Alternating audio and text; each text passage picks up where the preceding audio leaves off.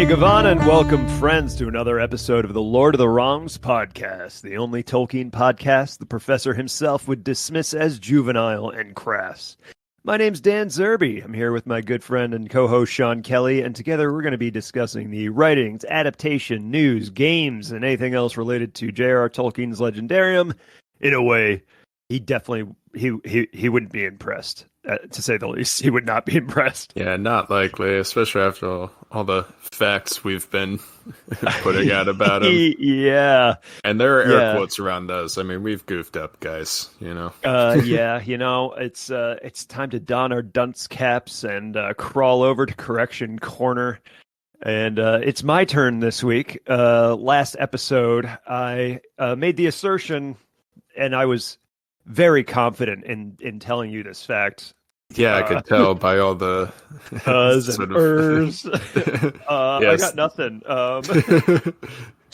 Anyway, well, you were leafing through your physical printed out copy of Wikipedia, weren't you? Yes. Yeah, that's exactly what I was doing. Because I don't know how to use the internet because I'm a 90-year-old man. So I have to go to the library and ask the librarians to print out Wikipedia for me. That's like weirdly cute. It's like people that still use MapQuest. Yeah. Print out MapQuest directions. Yeah. Anyway. I said that J.R.R. Tolkien used to ride a unicycle everywhere, and he wasn't that guy, huh? No, I think everybody who's ever been to a college campus has at least seen that guy. But that guy, J.R.R. Tolkien wasn't that guy. He didn't ride a unicycle at all, as far as I know. Yeah, I mean, honestly, nothing supports that idea. I wonder if he ever hopped on a penny farthing. Was that time? Because he was born in 1897 or something like that. So he was born in the 1800s. So probably didn't take it to war, though. I think that was that seems less even. Well, maybe not less likely than the unicycle, but maybe. No, I'd say probably. Probably less likely. Yeah. Either way, still not very likely. That'd be my guess.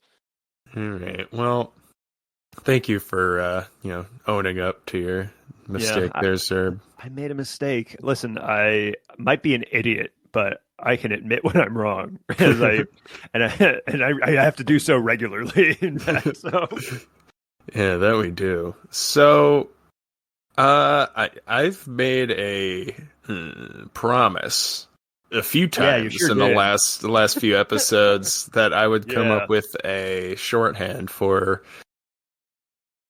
basically the long-winded. We have to talk about it in a different episode because it's too involved and we don't have enough time. Yeah, because talking about this stuff, you always just end up finding some other thing that you have to you've referenced, and you're like, oh well, that's a whole kit and caboodle on its own, and so we just kept saying have been the biggest speed bump. Silmarils, we keep hitting, different things like goddamn that. Fëanor, and we'll get to that eventually. Blah blah blah. So I figured, I say I've come up with shorthand, but some of these are kind of long. So right, I did in fact come up with a few ideas for you, and I'm gonna run by you. See what you think. All right, so let's hear it. Here, I'll start with the longest of the shorthand. All we have to decide is what to do with the time that is given us, but we'll decide later. I like it, but it's a bit wordy. Yeah, that is. There's some meat on those bones. Yeah, I wouldn't say that's a shorthand. That's definitely going out of the way, I'd say. But it's funny. Yeah, I decided after that I started. I was looking into some Elfish to see if there's something like I could say that translates basically. It might be hard if somebody listens to doesn't hear this episode and then listens to that. Yeah. Well, if that's the one we pick, we'll just, the first few times that we use it, we'll make sure that we, every now and then we'll remind people of what that means. They're pretty dumb. So here, first of all, I've got Penim Vast, which I believe these are both going to be Quenya, and that means we have no bread. So I was thinking,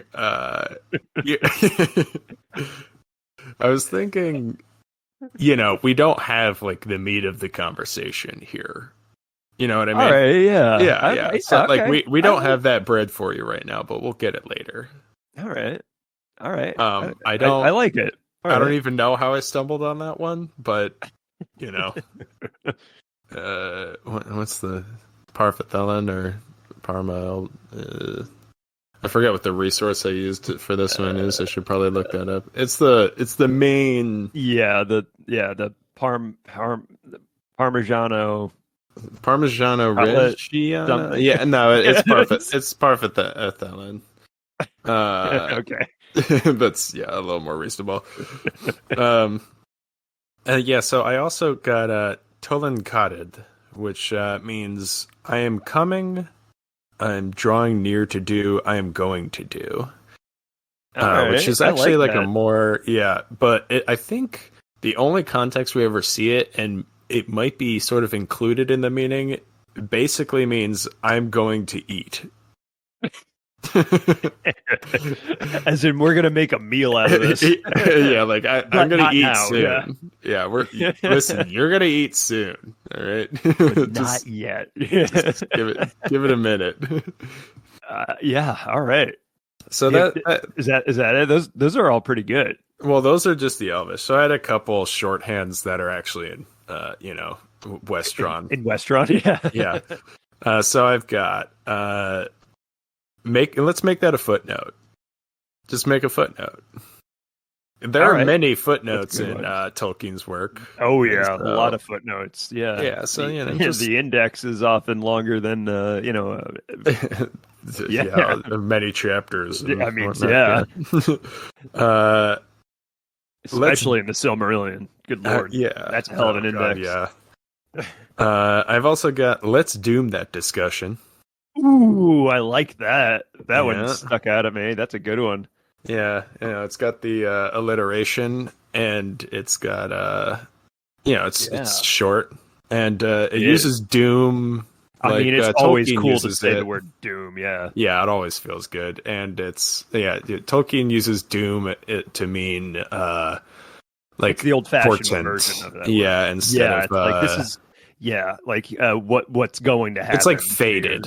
Yeah. Yeah, it's not necessarily bad. Yeah. Doom is just like your destiny, like what's going to happen to you. That is your doom. Yeah, and then I also it could mean your death, but not exclusively in this context. Yeah, in the old-fashioned way. And then the last one I had was let's kick that ring down the river. Okay, that's my favorite. That's my favorite for sure. Okay, yeah. I mean, we can discuss it. This is your podcast too. No, I mean, it's just as much as mine. The reason I saved it for last is because it's one of my favorites. So I'm happy with that one. My vote is for let's kick the ring down the river. Yeah. All right, it's settled. Right. So anytime now that we reference. Like I just mentioned earlier, that those things were in Quenya, as was to Sindarin. Yeah. You know what? We're just gonna kick that ring down the river. Yeah, we're gonna have to kick that ring down the river. We'll go fishing and see if we can find it some other time. All right. I love settled. It. It's perfect. Well done, Sean. Thank you very much. But awesome.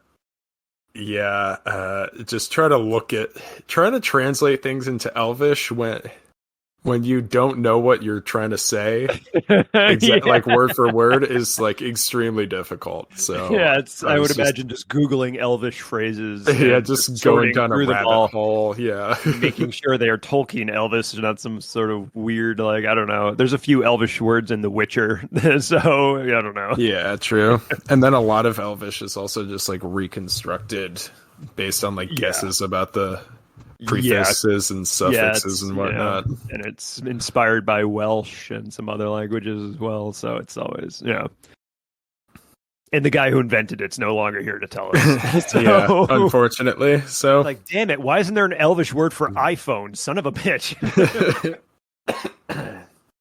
I'm sure there's like you could come up with some sort of bootleg Elvish word for it. A seeing tablet or something.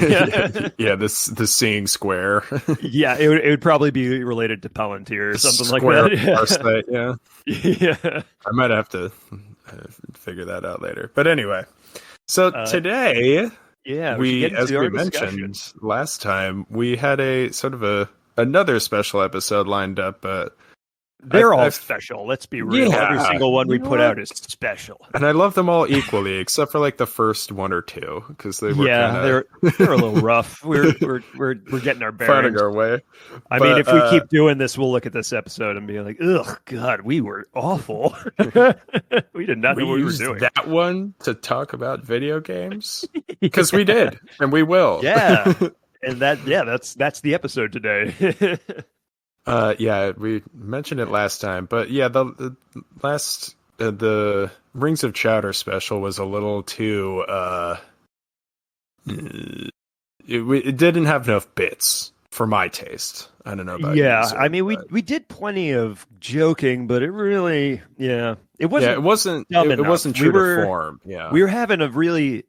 I was on the one hand, re-listening to those episodes. I was on the one hand very proud of us for being very fair, I think, and reasonable in our criticisms and in our praise. But it really just wasn't dumb enough for this podcast. No, exactly. So we wanted to talk about sort of a really topical, dumb thing, which is the Gollum game that just came out. Yeah, the already infamous Gollum game. But so while we were doing that, I think we should sort of touch on video games more in the sort of standard operating procedures. But sure, I figured we could just use this space to explore, our history of Tolkien gaming, and then we'll get up to the most recent, which is Gollum, which neither of us have played, but I'm not going to spend $50 on that. Not based on the reviews, definitely not. No. Yeah. So for myself, sorry, what were you going to say, Sean? No, I was just going to ask, what was your sort of first experience with? Yeah. So my first experience with, I mean, our longtime listeners will know that I'm not much of a gamer. And by longtime listeners, I'm like anybody who maybe heard an episode. This is number 12, so yes, really it's been a long time. Long. But my first video game for Lord of the Rings was whatever the first game that came out after the Fellowship of the Ring came out. Was it just the Lord of the Rings? Yeah, I think that would probably be PS2. The Fellowship of the Ring. For PlayStation 2. Yeah. And, I played that briefly as well. It was all right. I remember enjoying it enough, but even at the time, I still preferred to watch my friends play than to play myself. One of those. You make a good friend to a gamer, though. I know. I've had they want the controller anyway. Yeah, they're like, "Oh, good. I didn't even want to share it. I was just being polite." And it was cool. I remember enjoying it enough. Especially as a kid, getting to run around in the Shire and stuff was pretty fun. But you kind of wanted to hop into the battles and stuff, and you're just sort of around for what I remember a few hours, and I just got lost and kind of never finished. Yeah, I feel like a lot of games have been like that for me. I always get so frustrated if I don't know exactly what I'm supposed to do. My girlfriend's made fun of me. I was trying to play the Hogwarts Legacy game, and I'm like, I don't understand where I'm supposed to go. And she's like, if you just go to here and you click this, and it'll tell you. I'm like, oh. It's like, yeah, there's you can So have like a snitch or whatever just light up a golden trail for you to follow. you know and what? It just should have been a snitch. Actually, I don't think it wasn't, but it should have been. It was That like would a have been a book really or good idea. something. I don't know. The game, it was good. Yeah. It was a good game. Yeah, but no, we're it not was actually pretty fun. talking about Harry Potter. God damn it! It's not Harry Potter. We're talking about Lord of the Rings. So there is really that first game. The only part I remember playing of it was the scene in the in the Balin's tomb. That scene in that game. That's the only one I really remember I never even playing. got that far. Yeah. You know why? But it was hard. That game I played. What was it called? Gamefly. Do you remember that? Oh yeah, where they would send you. It was like Netflix. Yeah, it was games. Netflix, like old Netflix for games. Yeah. Before, for anybody, any Zoomers, you guys probably don't remember when you could. Yeah, Netflix used to be a delivery. Like they would send in the mail an actual DVD. That's how it used to work. Yeah, you would get a new one like every week or two or something. Yeah. And you could Gamefly was that. Yeah. Yeah, you could do a thing where it was effectively. I mean, now there's just like Game Pass and stuff where you can just have them all the time for like the same price, which is kind of crazy. But yeah, they would just send a new one every like 2 weeks or so, and so if you didn't just like rip through that game, you had to give it back. And I think you could just keep the same one, but you want to get a new one, and then it kind of defeated the purpose. Yeah, because you were paying like $15 a month to just have a game. Right. That you or whatever. You weren't going to be able to finish before you had to send it back. Yeah, but yeah. What about you, Sean? What was your first? Was that also your first Lord of the Rings video game experience? Or I think I rented that later. Maybe it might have been the first, but the first one I remember was the Return of the King game. Right, which is the best one out of those. Yeah, early games, as far as the because those were all the official. There was a Fellowship, Two Towers, and Return of the King. Viggo Mortensen's face on the cover. Yeah, yeah, those were all the like officially licensed movie games to the movies. Yeah, yeah. That was the first one I played, and it was like I'm sure it was like horribly unbalanced and like goofy, but it was. It was a lot of fun, I thought. You played that one too, right? It's hard to remember. Again, most if anything, I watched someone play it. Yeah, it was just sort of a brawler. I watched a friend, yeah. The first one, the Fellowship game was a RPG, which was maybe a little too slow paced at times. I think it was like an action RPG, and then Two Towers, I think, was also a brawl. I don't think I ever even played it. And then Return of the King was a sort of like a beat 'em up game where you orcs with your sword, sort of. The game. Yeah. Nothing wrong with that. So no, there isn't. It's a lot of what you want in a Lord of the Rings game. So. Yeah, I mean, surprisingly good because not all movie games are actually fun, but that one actually was, so it was impressive. Yeah, but now I'm kind of going chronologically through, and I've played most of these. Yeah, you're gonna have to carry this because my video gaming experience with Lord of the Rings games was I maybe was watching a friend play Return of the King, and the next thing I played was Shadow of War, which was 3 weeks ago that I started. So yeah, looking at this list, there's a few in between that.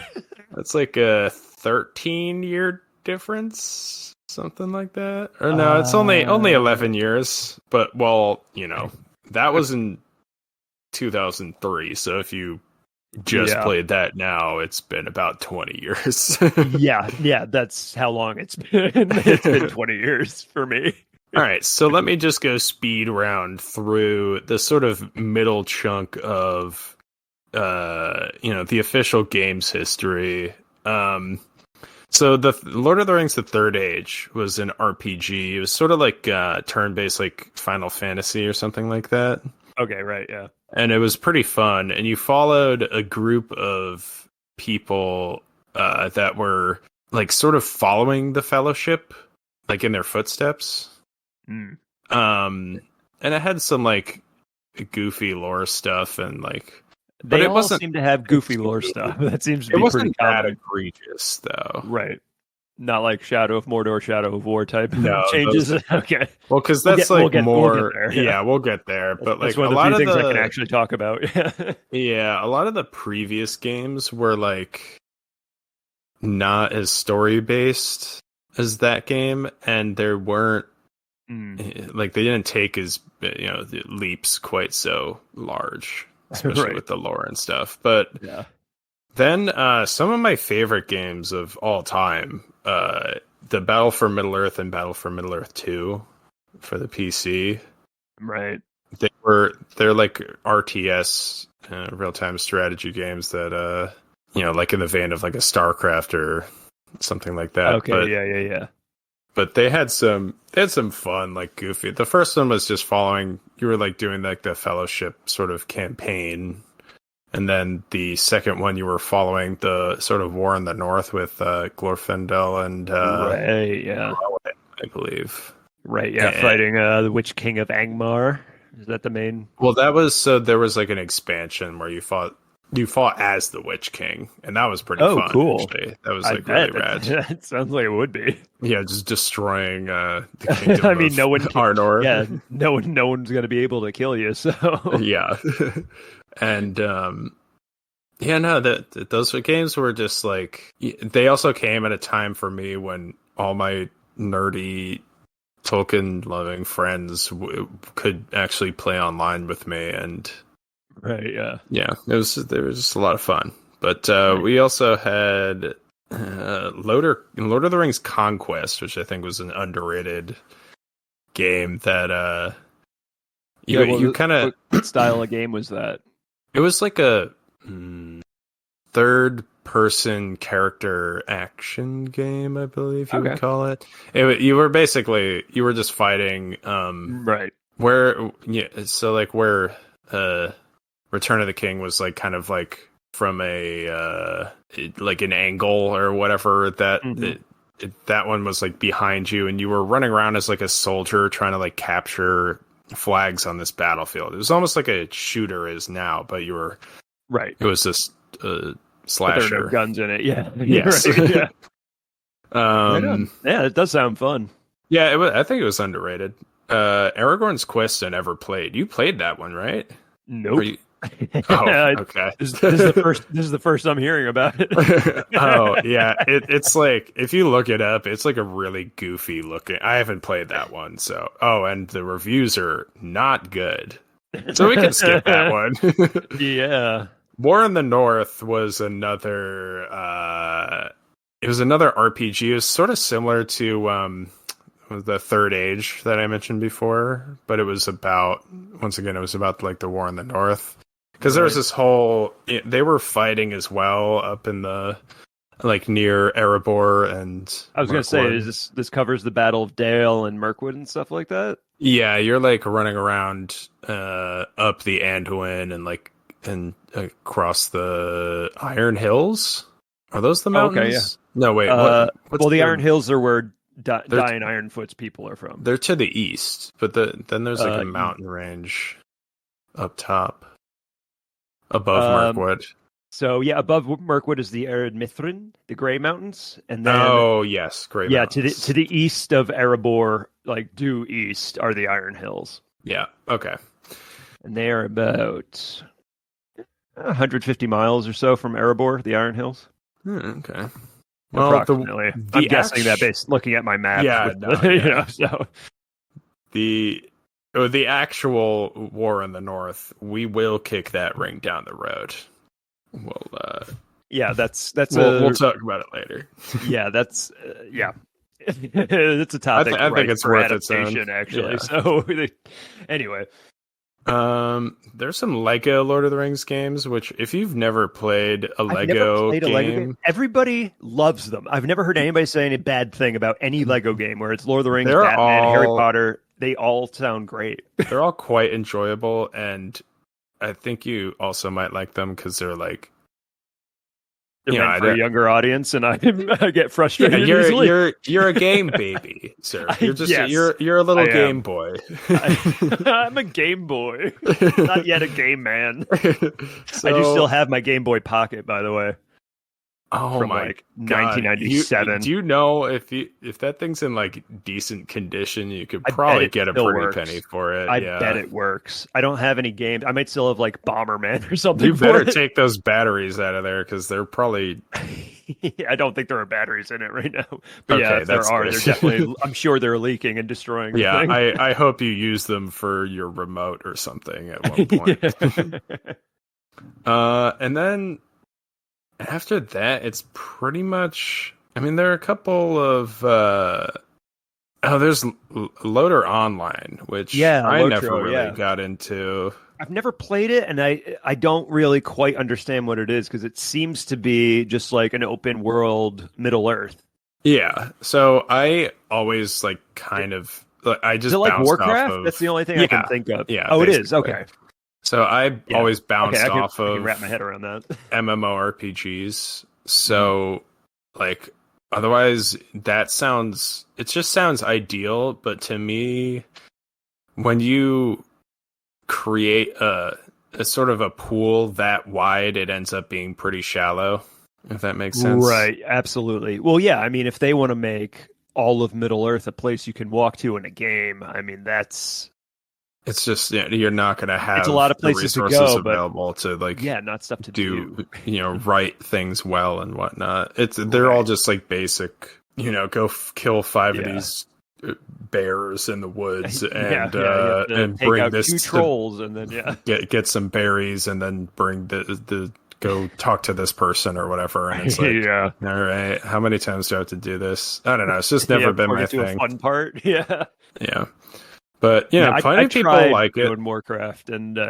because I thought I would actually enjoy it, but I just didn't. It's not for everybody. Yeah, I was like, this is actually too big for me to I'm not gonna be able to do it. I need a lot of guidance for somebody like me.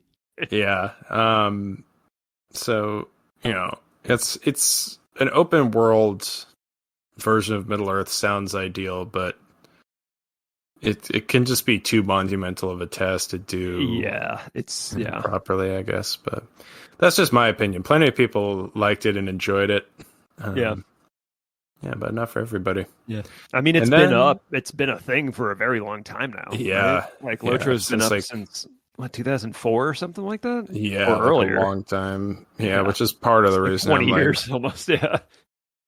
Yeah. So, well, now we get to the ones you have played again. We're back to your review here. Shadow of Mordor and Shadow of War. Yeah, so I was talking about last episode. I was like, so I guess you can just download games now. You don't buy like a disc. It's like there's no disc. Could you believe it? It's just like it's electricity stored. It's electric. It's electronic store. It's stored in the clouds. Is that what they're talking about? Yeah, it's up in the sky, right? That's where you get it from. And it's like it was so funny because like I edited last episode and then I actually like looked at the Xbox and I was surprised that I didn't even notice there's no disk drive in there. I was like, oh my gosh, there's not even a disc drive here. So where do I buy it on the store? Where do I put it? It's like, where do I plug my controller in? Oh my god, Zerbe. It was, so anyway, I wasn't sure how much I was going to enjoy playing, so the only way I could get Shadow of Mordor, that's the first game, correct? Yes, Mordor is Mordor came out in Shadow 2014, and then Shadow of War was the sequel in 2017. Right, so I couldn't buy both. I couldn't buy Shadow of Mordor without also buying the bundle of Shadow of Mordor and Shadow of War. So I just opted to get Shadow of War, and I've been playing that on the easy level because I don't want to be too challenged playing video games, and I'm bad enough at them that easy's still challenging for me. And listen, you don't have to justify it to yourself. Listen, everybody, okay? You pick the difficulty that's right for you to have a good time. If you enjoy a challenge, you can play on the fucking nightmare mode or whatever is just gonna help you get your self-flagellating rocks off or whatever. I mean, but some of us like to play easy mode and enjoy the story. That's right. Now, sorry, I came in a little hot. You did. Wow. No, it was great. You like defended me against people who were calling me an idiot, which would have also been fair. But I hope if anybody makes fun of you for playing in easy mode when you didn't even know that your Xbox didn't have a disk drive, then they can just yeah, you know what they can do. Yeah, I mean, I'm not going I'm not a person who's like going to get their feelings hurt being made fun of for not knowing video games. I'm like, it's okay. I don't care that much. So yeah, no, you're right. Yeah, it's like, yeah, I don't know anything. Yeah, that's exactly why I'm playing it on easy. That said, I've been killed plenty of times already. It's a pretty hard game in general. The combat, yeah, it's not as easy as I thought easy would be, which is fine. You know, I've actually really enjoyed playing it. It's effectively, you know, Assassin's Creed Middle Earth, because you can climb up any surface pretty much and jump from any height and not die or even take injury. Yeah, because you got a magical ghost inside of you. True. I'm just filled to the brim with Celebrimbor. Yeah, it's he's all the way up in me. It's closest to Batman Arkham Asylum, which was a series. Right. I was telling you about this the other day. Yeah, I watched a friend play it. It looked really cool. Yeah, no, that game is awesome. It's one of the it was bitching. better like action games of recent memory, and it sort of spawned a whole series of like clones like this game, which is kind of fine by me because it's a fun combat system. It's like you're doing combos against many enemies instead of using like a combo to execute like an attack against one person. So it's like you're kind of like chaining. It's almost like a rhythm game. Yeah, like it definitely is. Stuff together and trying to keep this like you can get up to like hundreds of hits combo where you just haven't been touched. Yeah, like Elvish Rage has been pretty fun. Yeah. Whereas it's like a bunch of elf ghosts just kill everybody for you. All you have to do is mash the X button. Yeah, no, that's... And I'm a button masher. I mean, that's why I only play Kirby and Super Smash Brothers. Cause you can you can do that. Yeah.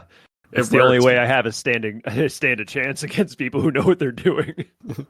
And even then, I usually get my butt kicked. But classic it's Kirby, a fun game. Yeah, Shadow of War is. I've really been enjoying it. It's not something that I've spent a ton of time on, just because I got other stuff I like to do.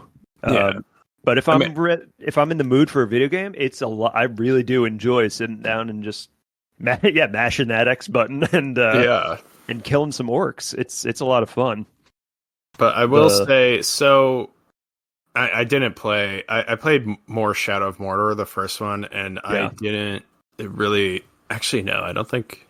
No, I never even bought Shadow of War. I've just seen like videos of it being played and stuff, and so I know how it works basically. But the issue with that is sort of the issue with a lot of these just video game adaptations of all this stuff. Like the early stuff was pretty true to the movies, I'd say, at least. Yeah, which is what that's what you would have expected buying that game anyway. Like you wanted to play the movie. Yeah, you wanted to play the story. But these ones were just kind of like just out of left field with the lore stuff. They really are. I mean, just the fact that you can be possessed by the wraith, not ghost, it's a wraith of Celebrimbor, and so spoilers for these games, but not even really, because it's stuff mostly happens in the beginning of the game and everything. But like, the ranger, who's the main character, he's a ranger he's stationed at the Black Gate before the return of Sauron to Mordor, and he gets killed And as he's dying, he's somehow, I don't even remember how he ends up getting, like, slurping up the ghost of Celebrimbor. Yeah, at the beginning of Shadow of War, it went over real fast. So I was like, I had no idea what the hell was going on, so I don't remember. I can't help you. Fair enough. This is probably more of a refresher than an actual. Yeah, it's like, thing, and but... last time in Lord of the Rings games. Yeah. Yeah, and then you're just basically like possessed by a ghost and running around Mordor, and you barely interact, especially in the first one, with any human or like free person characters. Yeah, it's like at all orcs. It's all orcs. Yeah. Which is interesting, and I like the orcs are kind of like procedurally generated so that they're all different and everything, but yeah. It's just the story and stuff is just strange. And then it gets even weirder with like the Shelob stuff in the Shadow of War game. Shelob becomes a sexy lady. Who looks a lot like Liv Tyler, actually, that was honestly one of the more distracting parts. Is that she looked like Liv Tyler. Yeah, that is also strange. I need to look up Monolith. Oh, it's okay. So the people who made it are in the United States, which is strange to me because I feel like there are a lot of Japanese games that can't seem to have a spider in their game, like a giant spider, without them becoming like also in some way a sexy woman. Yeah. Which is like really, yeah, it was a weird choice. There's a lot of weird choices, like to make a Helm Hammerhand, a Nazgul, and shit like that. Yeah, just like wacky stuff. Things that just are like not even necessary. Yeah. But speaking of unnecessary and weird choices, let's talk about Gollum. Yeah, let's talk a little bit about Gollum. As said earlier, neither of us have played this game, but it was. I wasn't gonna pay $60 for it before I even heard anything about it. Yeah, and then they immediately dropped the price to $50 and released a statement basically saying sorry. Yeah, which is not oh wow, and now it's down to $35. I just wanted to look that up real quick. It's on sale. Maybe we can at least break even on this piece of shit. Oh my god. Yeah. Man. Let's just talk about what a weird friggin' choice this is. I mean, when I heard about this, I was just like, what? Why? That doesn't sound fun. And it seemed like a joke. It's not. Yeah, I was like, it's like, why would you want to play as Gollum all the in the places? First place? He's like the least compelling character in the least interesting part of his story. You're literally just like trapped in Mordor. You just play as a prisoner, and all you can do is just jump around and fetch things for orcs and like make friends with Shelob or something. It's well, and part of it isn't part of the. From what I heard, part of the game is escaping Mordor, but like we know that Gollum didn't actually escape Mordor; he was allowed to leave. Yeah, he was just the orcs basically were told to just let him pass so that Sauron figured he'd just be achieve more mischief. Yeah. Being led out and lead him to the ring. To the One Ring, of course. So yeah, it's just like I cannot fathom the choice that and this is all just from a conceptual level. This has nothing to do with gameplay or any. It's like, why would you pick this story? Yeah, no one was dying to play as Gollum in pretty much any capacity. Yeah, like he's not a fighter. Who watches those movies and then afterwards is like, a character I want to play as. Like, I don't want to play. I don't want to be a wizard. I don't want to play as Aragorn, the greatest huntsman on the face of Arda. I don't want to play as Legolas. I don't even want to be a hobbit. Yeah, I don't even. It's like, no. There's like, I don't want to play as a Nazgul. I want to play as this little wretched creature that's that doesn't isn't. This little wretched prisoner. Yeah, I mean, it's baffling. It really is Yeah. like. And I mean, then it's not that they Gollum's not a sympathetic character. no, But you don't want to be him. There's no part of. he's an There's no interesting fantasy in that. character. No, Yeah. he's an interesting character, and I think he's a Oh, yeah. great, One of the best foil written and a characters great- in literature. I think he was portrayed incredibly in the films. Andy Serkis, of course, did an amazing job. But it doesn't make you want to No. experience Middle Earth through Gollum. Yeah, Is one of the last people last characters I would want to experience. I would say Middle Earth almost with. unhinged, but It's like a psychotic idea just from the So, start. yeah, I'm sure.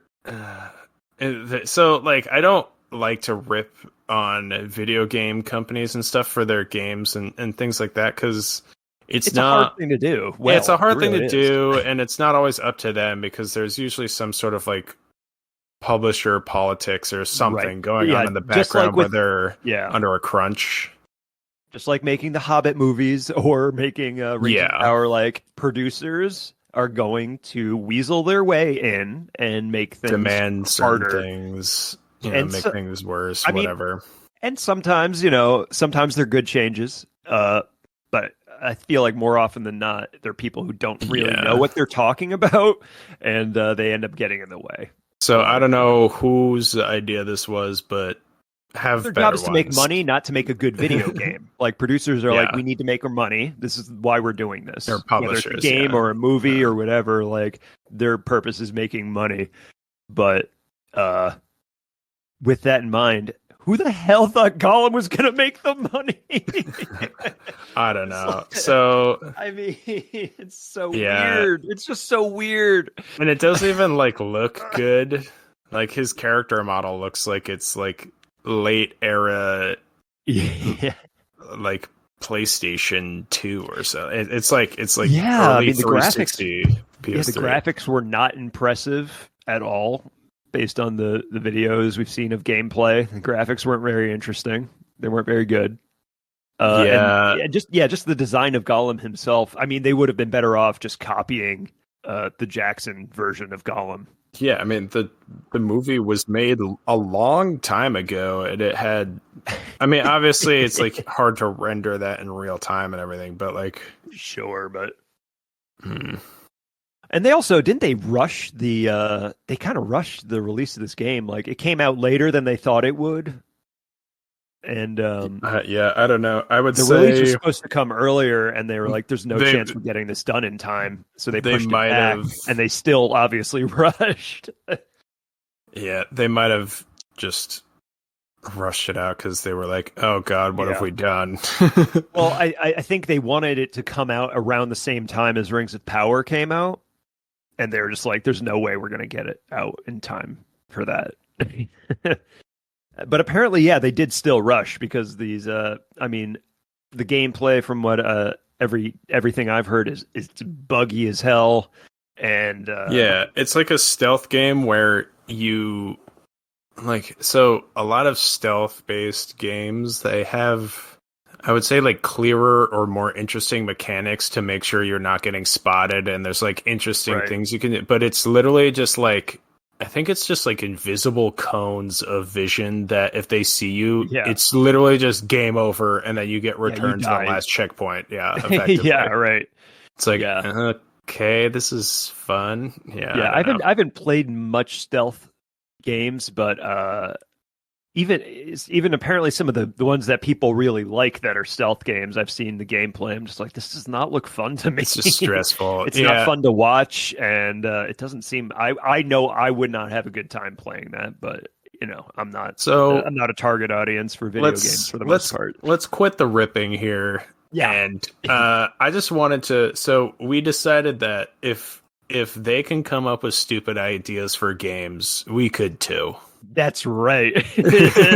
And honestly, some of my stupid ideas I think would still make for better games than this Gollum game.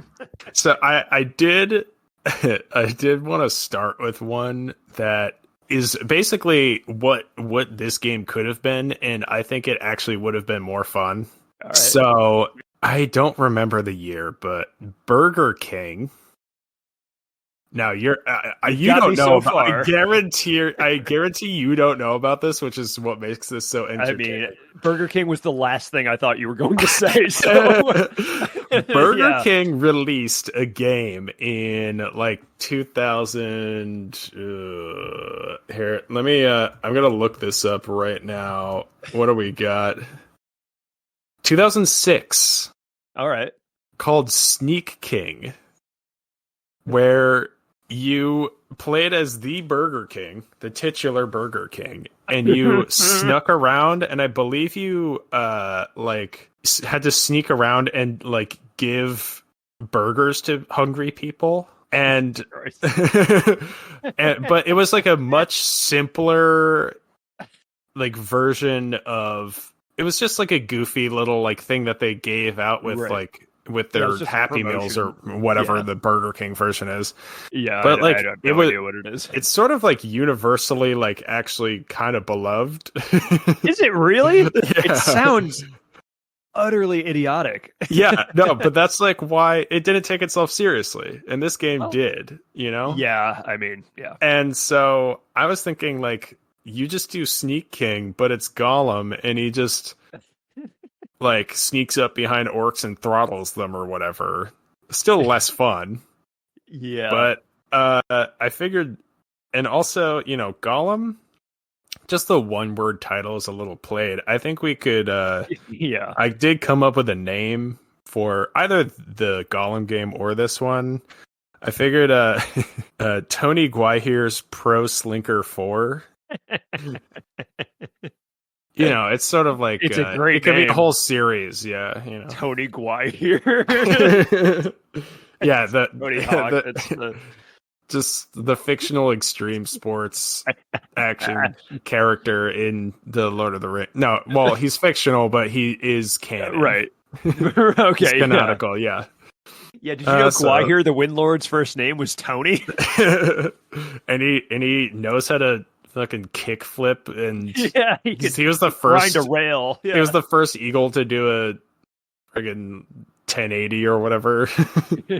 And he loved 90s punk rock. Yeah.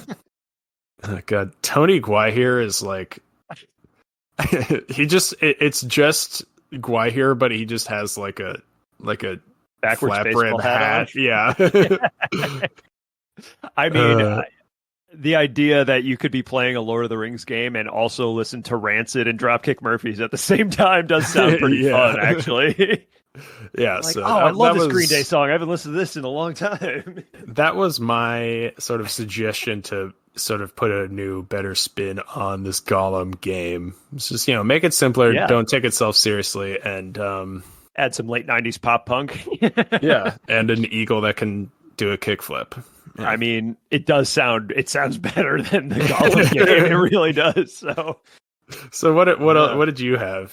So ideas. I thought that you could have a game where you play as Tom Bombadil, where you're mostly just you're going around collecting lilies and just admonishing willow trees for being rude to passerbys. So you're just dancing around the old forest, and there isn't anything else. Yeah, pretty much. And you're singing like an idiot, and you're hassling barrow wights just for the fun of it. You know, they can't do anything to you, but you're just like chasing them away with your goofy songs.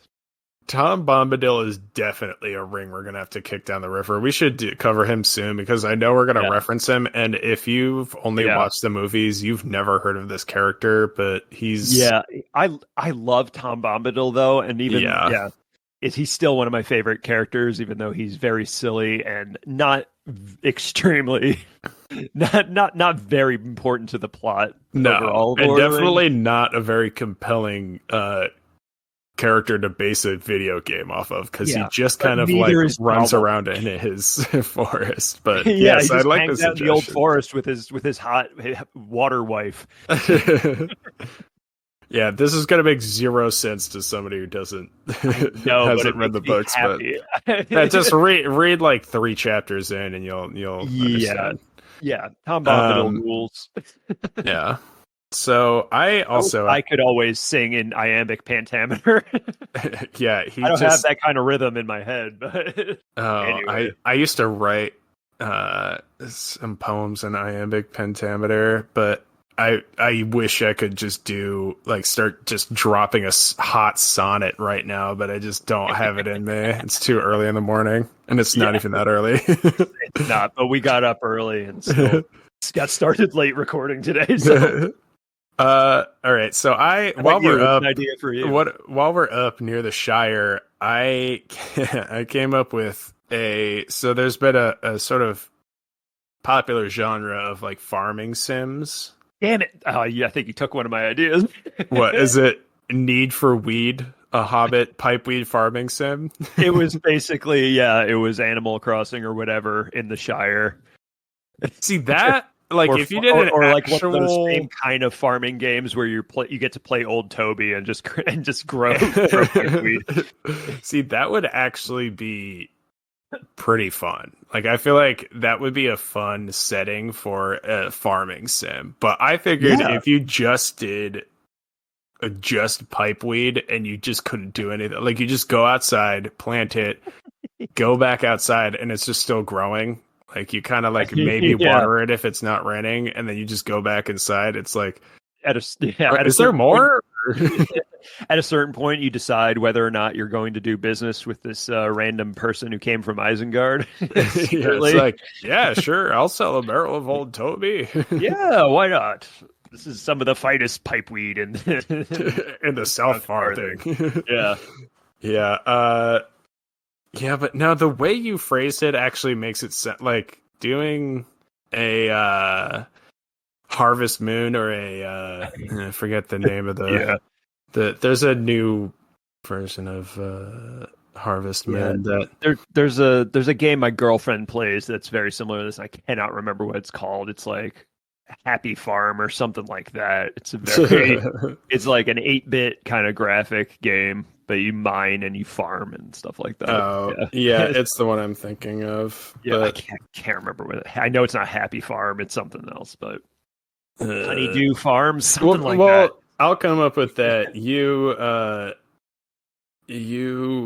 What else you got? You got some more stuff? I have Grand Theft Auto Minas Morgul, which as I'm saying it out loud, I'm like, actually, that sounds fun. You get to just play an orc and just do your thing. You can either do jobs or you can just fuck with other orcs and steal their shit and, that sort of thing. I'm like, actually, that sounds really fun. That's a kind of a good idea. Yeah, that does sound straight up better than Gollum. Yeah. For it. Like it's obviously like stupid and doesn't need to take place in Lord of the Rings, but like doesn't need to exist, but no, not games. at all. So there you go. Was it Harvest Moon, by the way? Maybe, I don't know. That is the one that it's a Neil Young record, right? Yes, exactly. It's based off of based off of 1968's Neil Young's. It's a digital farming sim rock opera. Yeah. You got Cinnamon Girl. You got all the classics from there. And Neil Young Lord of the Rings game would be so weird. Yeah, no, now we're getting off the rails, more than we should. We need to be off the rails, but not that far off the rails. We're nowhere near the tracks anymore. I got another one. So once again, while we're down near the Morgul Vale and whatnot, I've got Bass Pro Shops presents Dead Marshes Fishing 3008.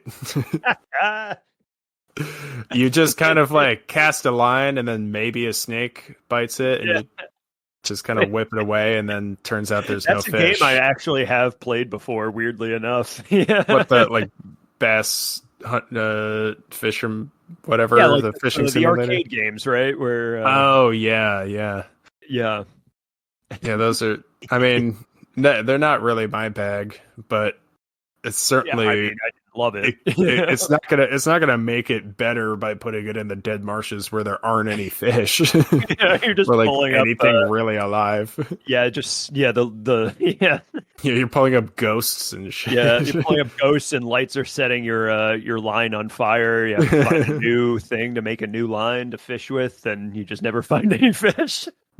And it's just sort of like an unending marsh for as far as you can see in every direction. So you just kind of, there's nowhere to really rest. You just kind of keep fishing for no Yeah, fish. you might pull up a salamander of some kind, perhaps. Every once in a while. I don't know, some other horrible swamp creature. Do you have any others? Well, I was also thinking, something along the lines of Guitar Hero, except you play as a hobbit, and it's just inn hero, where you just visit inns and you drink and you sing songs. Okay, you said that like it would be bad, but I don't think you're real. Like if you just had like a hobbit drinking song karaoke, like that would be fun as hell. It really would, right? It wouldn't be bad. Just have a room full of drunk people singing. Yeah, you can. It's Guitar Hero, so the instead only of brew for the brave and true comes on by the green dragon. Yeah, yeah. You can play a drum, obviously, or maybe probably a not harp. a guitar. Probably not a guitar. You can have There'd be yes, cellos, maybe. I'm trying to remember some of the instruments the dwarves pull out. Pipe, like random pipes, like clarinets. Stuff. Yeah, Yeah, this also, once again, shit like that.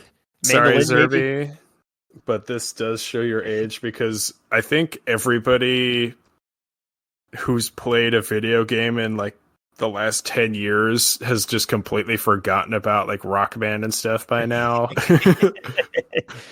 Yeah. But no, there's still people who play Guitar Hero and are just like insanely good at it. But yeah, no, that one actually sounds fun. So that might work. It could let work. me come up with one of the dumbest I found. It's another variation on the Smeagol game or the Gollum game, but this one's just Deagle. So you just find a ring and then just get murdered. So yeah, you just tap X to like prolong the inevitable. Where Smeagol, he's gonna kill you. You're just struggling, and then Smeagol wins out. So yeah, that one was about as dumb as I could come up with. To say that would be a very short game. I don't think they could justify selling that one for more than $10 a piece. Oh, 10. I was thinking either give it away for free or 99 cents. Yeah. I mean, it would be one of those games where like if you pay $1, it's you get just it free. bit. Otherwise there's a ton of ads. Do you have any others? I really got don't. a few more. Oh, okay, go ahead. Let's riff, baby. I got a couple more. And these actually, as I thought of them, they sounded like more interesting. Yeah, all right. So one was Palantir, which would be an FMV cosmic horror sim, which I'm sure don't know what I just said. Idea what that means? I have no clue what that means.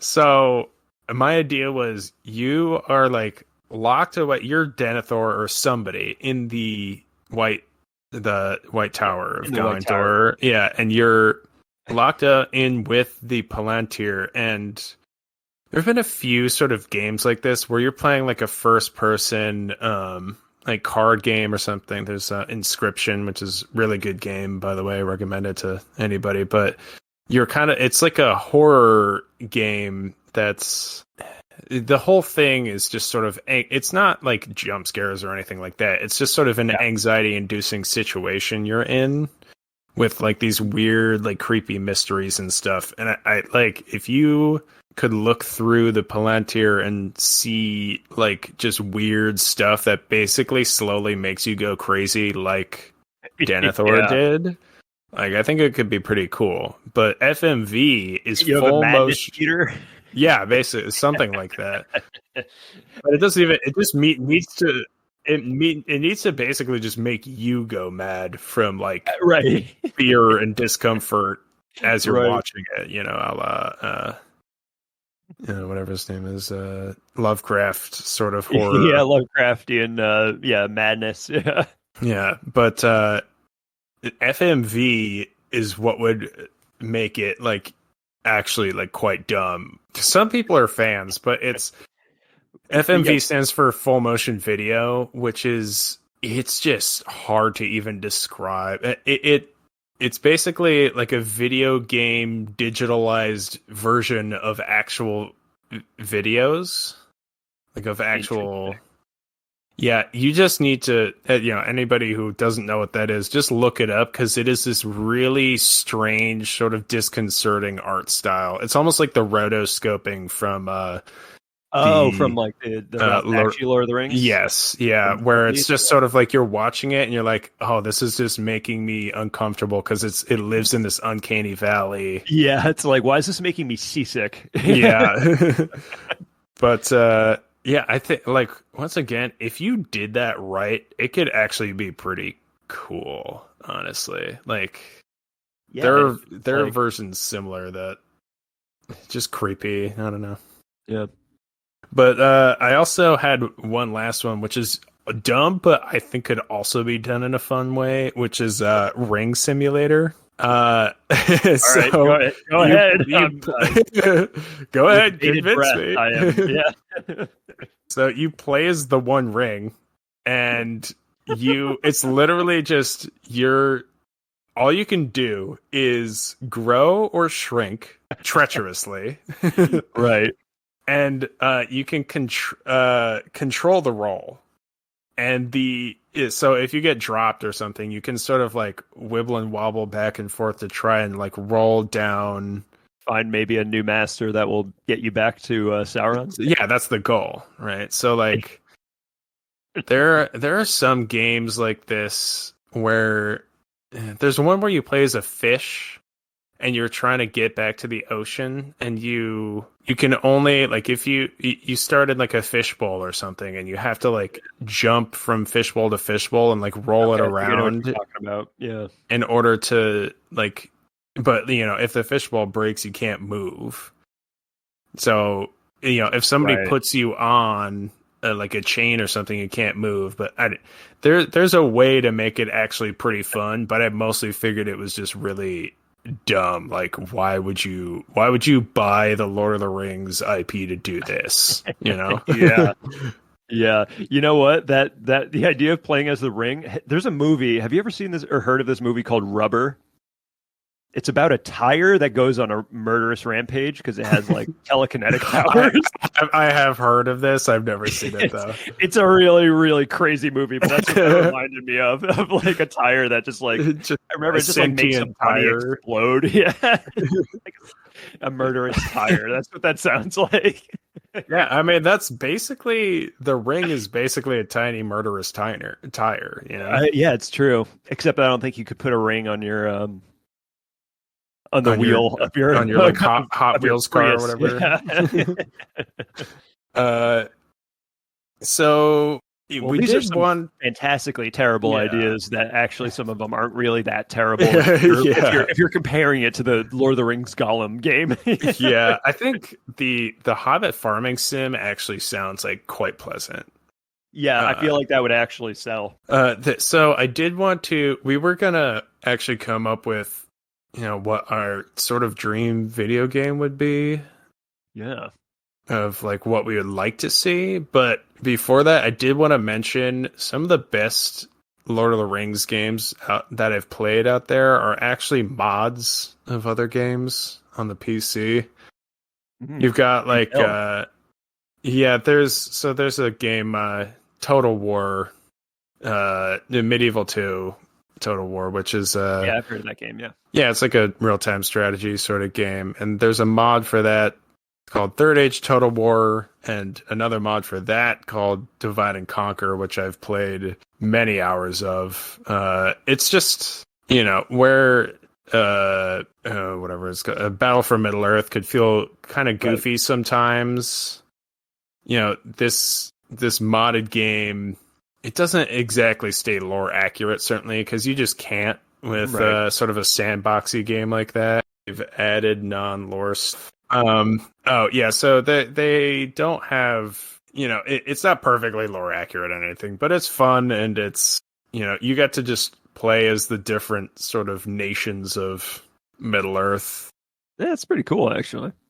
Yeah, there's and basically the the game that would be pretty much my dream game. There's this game, Mountain Blade Bannerlord, where you play as plays like a warlord, effectively, that you can command troops to follow you, but you sort of play as this lord, and you can like ride around on horseback or run around and like get into battles and get into politics and all this stuff on an open world map. And it's a lot of fun on its own, but they are making a Lord of the Rings mod for that, which just completely reskins the whole thing into being in Middle Earth, and it just it looks amazing. So there are a lot of good mods out there where they're not beholden to whoever's trying to make money off this game, because they literally can't make money off of it. Right. Otherwise it would be illegal. And right. So it's like a passion project for these people, and clearly they know a lot about the lore and are true to it where they sort of can be. And so it's, if you're looking for an interesting Lord of the Rings video game, also consider getting into modding, because it's not as hard as you'd think if you have a computer that can run a game that's like 15 years old at least. Right. Yeah. So my laptop's pretty old, so it's possible, but it's pretty slow too. I don't think it's gonna work. Probably not. Yeah, I did notice that you were a little quiet there, because it's were you just trying to figure out what I was even talking about? Yeah, pretty much. Yeah, it's one of those things. I knew in this episode that I would have to do a lot of listening, because it's just like, Yeah, I mean, I was trying to. I want to be fair to the people, Zerb. I'm sure they want to hear their favorite game mentioned or whatever. And there are definitely some that we didn't talk about, but there's a ton. I mean, the first we just doing research for this episode discovered the very first Lord of the Rings or Tolkien video game was The Hobbit from 1982, which I can't imagine was any good. I think it was just two hobbits that you could sort of slide along either edge of the screen, and they were just throwing a rock at each other, and it would just... I don't actually know when Pong came out, but I'm sure it was... I think Pong came out in the 70s, actually. Yeah, no, it was a while before that. I think it was like... I'm not going to make up a number. I want to say 73. I'm curious. Well, anyway, so what is your favorite, like your dream video game in Middle Earth look like, Zerb? Well, I would say, from what I've played of Shadow of War, there's a lot of aspects of the game I really, really enjoy. But it would probably, we would never see this probably, but I think a video game set in the First Age would be amazing. I think that would be super, super cool. You could, you could fight in any of the major battles of the First Age. Like there is, I believe, a mod. As Feanor, even. I believe there is a mod for Feanor game would be fun. For that, get the Third Age Total War thing I was talking about, where you do it is set in the First Age. Oh, right. Yeah, because they're not making any money off of it. They can. Yeah, exactly.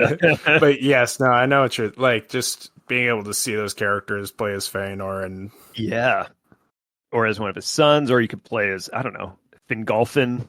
There are a lot of characters to choose from. Yeah. In those, I don't know. A game centered around Glorfindel would be awesome. Yeah, he's so cool because he's one of the most badass elves ever, and the only elf, the only elf, as far as I can think of, that like returns to Middle Earth after being killed and getting a new body. Because he killed that Balrog as He well, right? He Yeah. killed Gothmog, right? Was it Gothmog, Was the it Lord of the Balrogs? Gothmog, or was it a random one? Because he was fighting it on that pass to protect the retreating elves out of Gondolin. So I Yeah. think well, I don't know. Either way, if whether it was a regular Balrog or the big one, being able to kill one is no small feat. No, it is not. So dude's pretty rad. But yeah, no, he that's is pretty red. it's a good setting for a video game. It's hard to come up with the sort of compelling mechanics for that, but the first Age is also like kind of a blank slate because there's just so much to fill in because we only have the major information. Right. Yeah. Yeah, I mean, you could just, even just running around Beleriand would be pretty awesome. It was not, by the way, it was not Gothmog, the Lord of the Balrogs. It was just another Balrog. Yeah, it was just some chump Balrog that probably wasn't even that hard to fight. Yeah, and again, that always makes me love thinking about like whether the famous thing where do Balrogs have wings? The answer is no, especially since, and I know I've said this on the podcast before, multiple Balrogs have died from falling to death. So yeah, that he did. It wouldn't make sense for them to have he wings. knocked that one off of the mountain pass. Yeah. Yeah. So no, that's what I was saying. They're like ostriches because yeah, they have wings and they don't they're work. vestigial sort of wings. Yeah. Yeah. Or metaphorical wings. Yeah, it could be that too, I suppose. But I'm convinced they do have them. They're just flightless. Like like the least they have graceful wings like T-Rexes have arms. Yes, exactly. I mean, pretty much my dream game is just so I let in video games, like in a game about Star Wars or Lord of the Rings or I don't know, Game of Thrones, just any sort of known IP. Yeah. I always like the idea of just being just some dude. You know what I mean? Yeah. You're not necessarily. I don't want to play main character. Yeah, like because then you feel like you have to make decisions based on what they would do, and then, or like a named character that you don't know because it's like they just kind of do the story for you. I always like Skyrim and stuff like that. So just having, I think that's one of the things that made actually. Sorry, I'm bringing up Hogwarts Legacy again because one of the games I played recently. But I think that was one of the fun things is that you make your own avatar, you make your own character, and you play through them, so you can play it however you want. There's no pressure. Having the freedom, stick with, the story was quite well done in that game, actually. I thought, but just basically like Hogwarts Legacy, but just an open world RPG in set in Middle Earth where you. Just Skyrim in Middle Earth, basically. To keep it simple. Yeah. It's so big. Right, yeah. Well, I mean, there are some games that are slated to come out at a certain point. Maybe that's what Amazon's MMO RPG game that they're going to be, that they've been working on. Maybe that'll what that ends up being, which would be cool. I'd be interested in that. It's effectively what I'm describing is Lord of the Rings Online. Before I get messages saying that, but like, it already exists, you idiot. I just don't like it. You can't make me like it. Yeah. No, I just the depth of Lord of the Rings Online, and it's also one of the issues I have is it's first of all it's old, but just with MMOs in general. They kind of have to conform to the lowest common denominator of performance and stuff like that. So they always just kind of look goofy.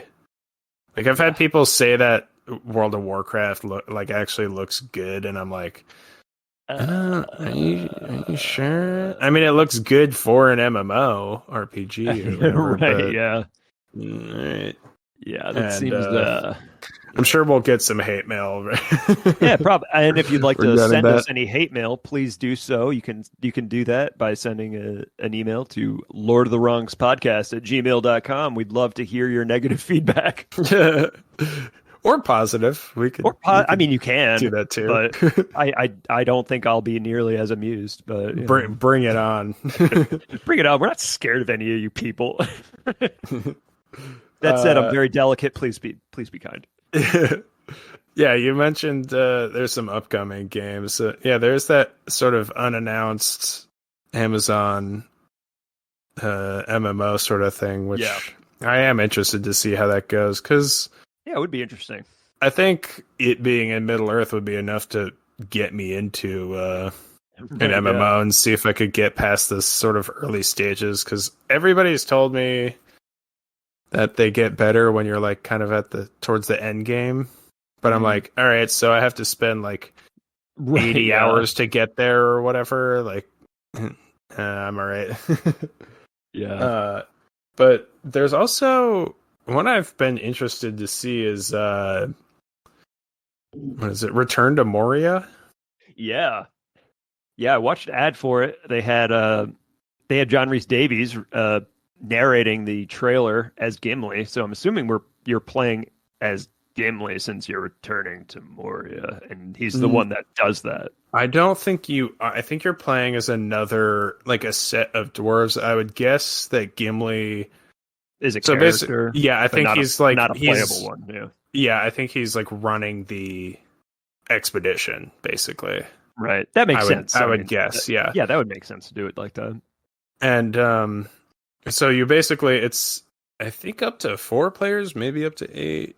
I don't know if we even have that detail play yet. And co-op. Yeah, it is going to be a co-op game. Yeah, you can play solo, but it also can play with yeah, it's definitely going to be easier and probably more fun to play with your friends, and you basically just play as dwarves that are reclaiming Moria and clearing the orcs out of it, and you get to it's like a survival crafting game, which action adventure survival game is how they're marketing it. Yeah, so it does look like it could be fun, and it's one of those games that there's not that much lore about it to even be precious about. So I'm excited. Yeah, to see. I mean, as long as Gimli is there, helping, making Moria back into Khazad Dûm, basically. Yeah.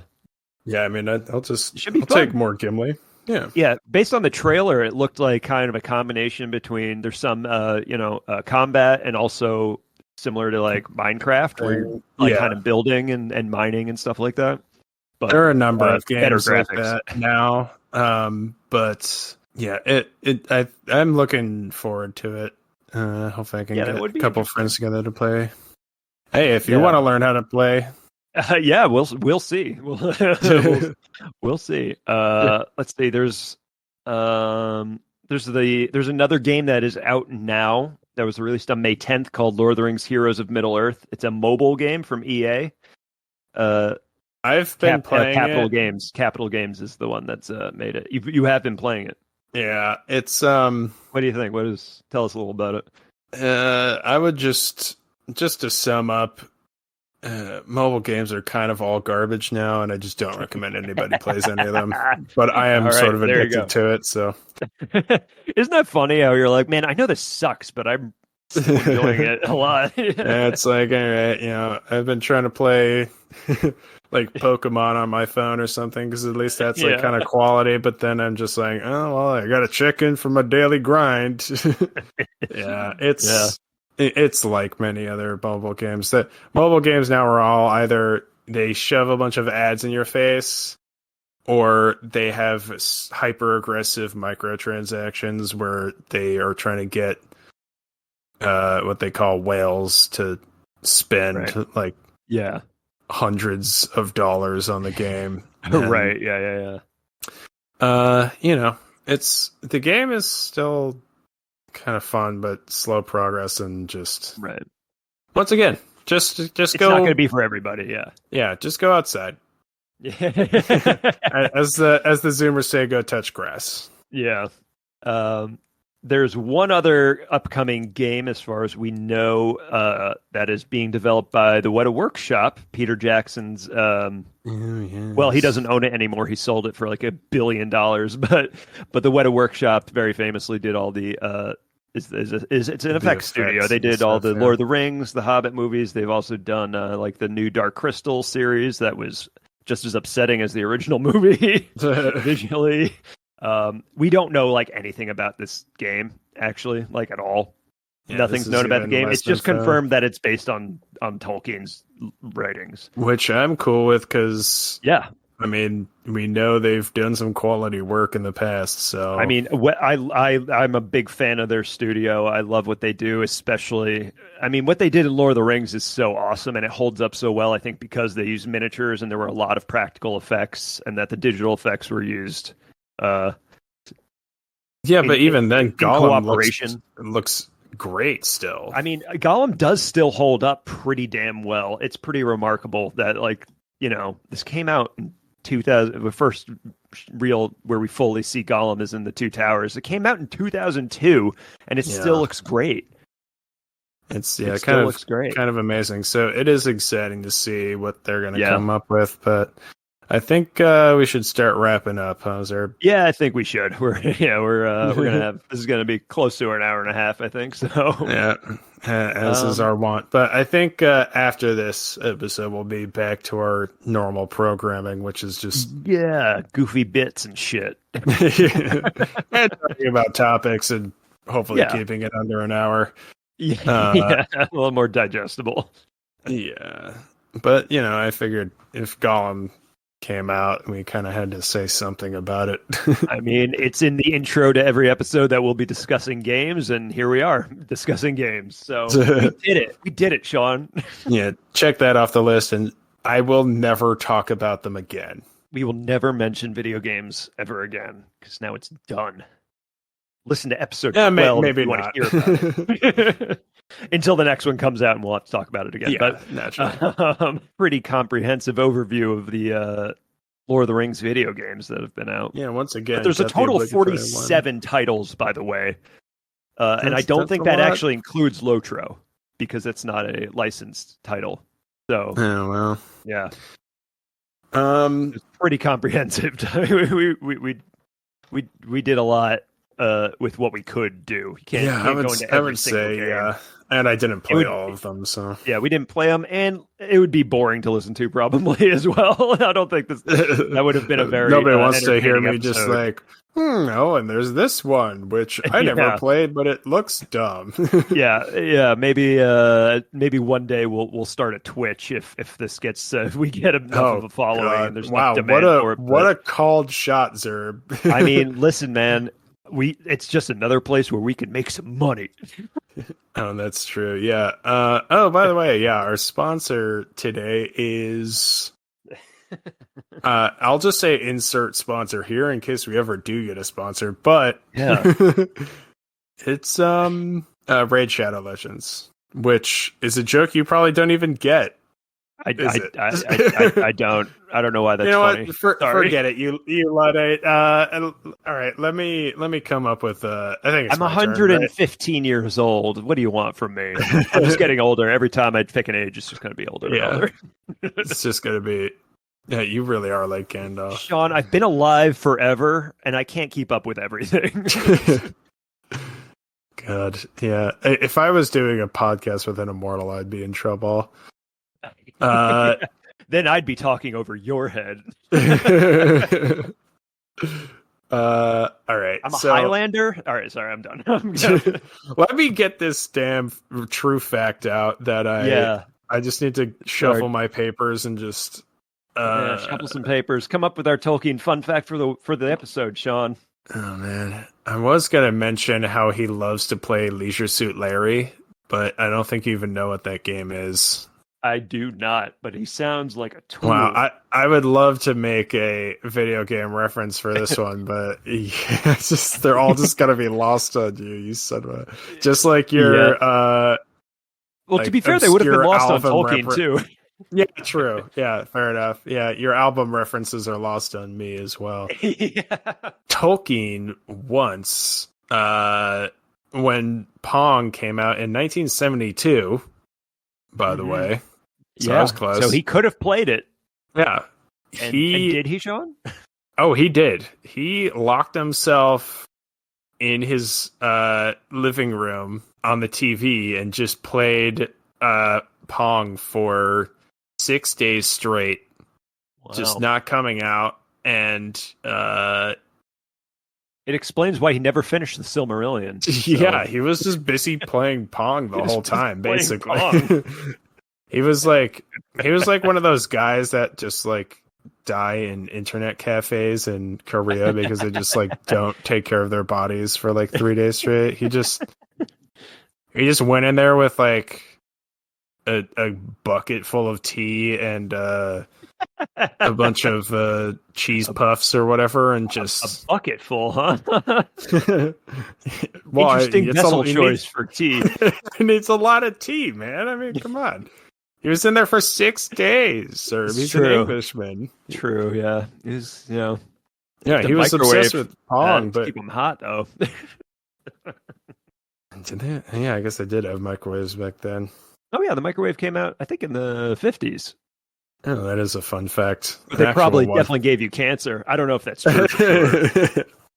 Yeah, they almost certainly did, but so I don't know if they mastered the Faraday cage yet. It was just sort of blasting radiation out in every direction as soon as you'd turn you'd pop one popcorn kernel and one of your genes or whatever. Yeah. Those things. You've been mutated, God, can you imagine though? Like the future was then, you know? Yeah. All right. Well, on that note, anyway, on that note, join us next time, friends, on the Lord of the Wrongs podcast. Where can the people reach us, sir? You can contact us by sending an email to lordofthewrongspodcast@gmail.com. We would love to get your love mail, your hate mail, your criticisms, your questions would be great. Start doing a mailbag segment. That would be really cool. Yeah. So, yeah. I know there's a lot of corrections that need to be made from previous episodes because I keep hearing them in myself and just forgetting to take a note, and then I'm not gonna re-listen twice. So just feel free to correct us so that we can be accurate. And we will acknowledge our mistakes as we always do, intentional and unintentional ones, if we can. Yeah, can't wait for that. I'm sure there's something we can find that was wrong this episode. Oh, probably. Eventually, our correction corner is going to be all like actual mistakes that we made as opposed to stupid ones we've made. All right. Well, I guess with that we can say Namarie. Namarie, friends. Listen next time.